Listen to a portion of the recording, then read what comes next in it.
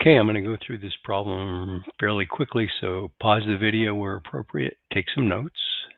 You've got a quadratic function, x squared minus 6x plus 4, which is the graph of that function is a parabola that opens either upward or downward because it's y equals in terms of x squared.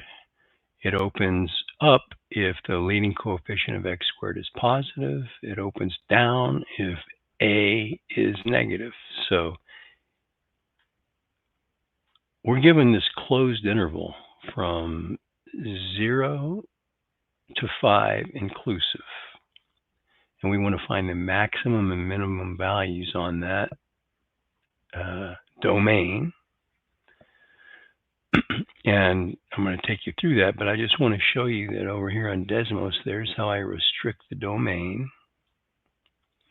And here's what the problem would look like if there was no domain restriction.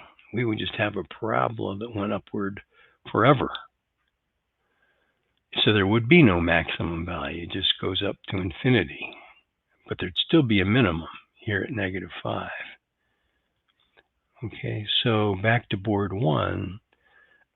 On a closed interval, for a quadratic function, if the vertex, which is this 3, -5, is in the interval, which it is because 3 is between 0 and 5, then that's going to be where either the max or min occurs, depending on whether it opens up or down.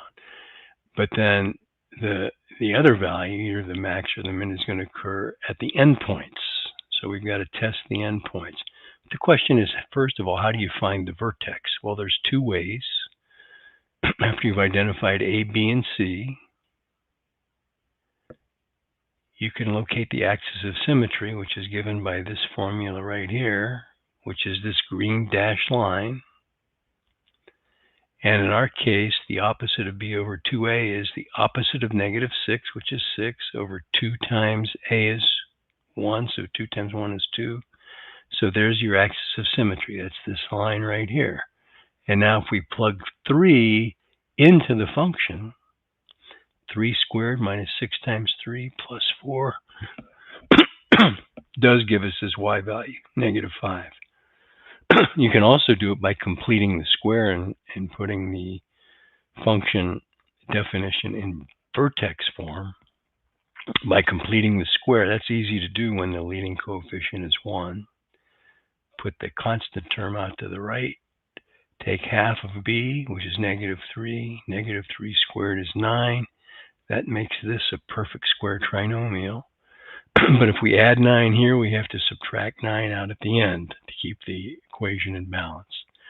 And then x squared minus 6x plus 9 can be written as a binomial squared. 4 minus 9 is -5. Now it's easy to identify the vertex at HK, where H is this number right here, assuming there's a minus sign here, and this is K. Okay, so now we've completed this part. F of 3 is -5 from right here. Now I plug 0 into the function and get 4. That's this point right here. And when we plug 5 in, we actually get a -1. So there's no max or min on the closed interval from 0 to 5 at 5, which you might think there would be. So the minimum value is -5, which occurs at the vertex. Maximum value occurs when x is 0. So the y values that are covered go from -5 all the way up to 4. So we say the range is the set of numbers y such that y is between -5 and 4 inclusive. So there's the answer to the problem. Okay, there you go. Hope that helped. If you have any questions, post a comment.